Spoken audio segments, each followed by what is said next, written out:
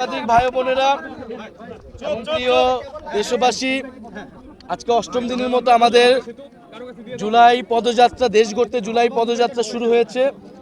আমরা আজকে কুষ্টিয়াতে আছি এবং আমরা আছি আবরার ফাহাদের এলাকায়, আবরার ফাহাদের বাড়ির পাশে তার কবরস্থানে। আমরা আবরার ফাহাদের শহীদ আবরার ফাহাদের কবর জিয়ারত করেছি। আমাদের পাশে শহীদ আবরার ফাহাদের শ্রদ্ধেয় বাবা, উনি উপস্থিত আছেন।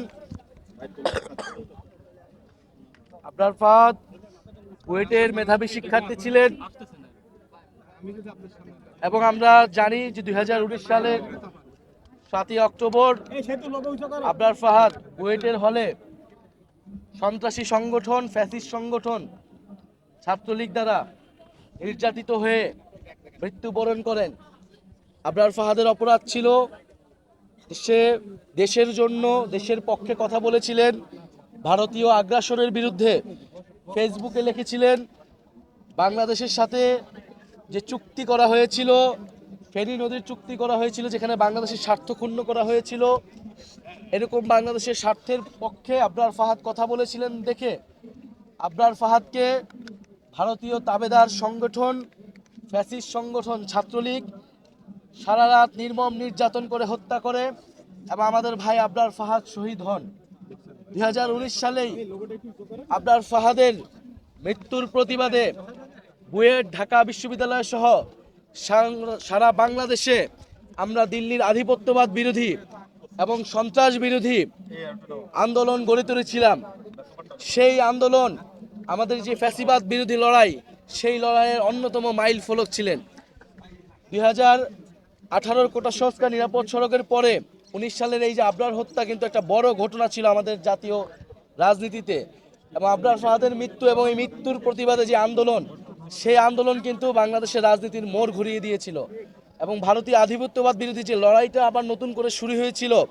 এবং আবরার ফাহাদকে আমরা বলেছিলাম যে আমাদের ভারতীয় আধিপত্যবাদ বিরোধী শহীদ এবং দিল্লি না ঢাকা, সেই স্লোগান উঠেছিল সেই আবরার ফাহাদ হত্যার যে বিরোধী প্রতিবাদ মিছিল, সেই মিছিল থেকে।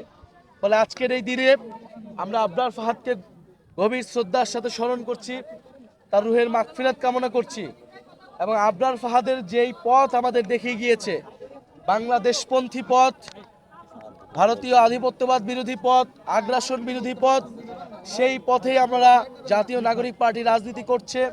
সেই পথ ধরেই জুলাই গণ অভ্যুত্থান সংগঠিত হয়েছিল। ফলে আবরার ফাহাদ থেকে আবু সাইদ, সেই সকল শহীদদেরকে আমরা স্মরণ করি।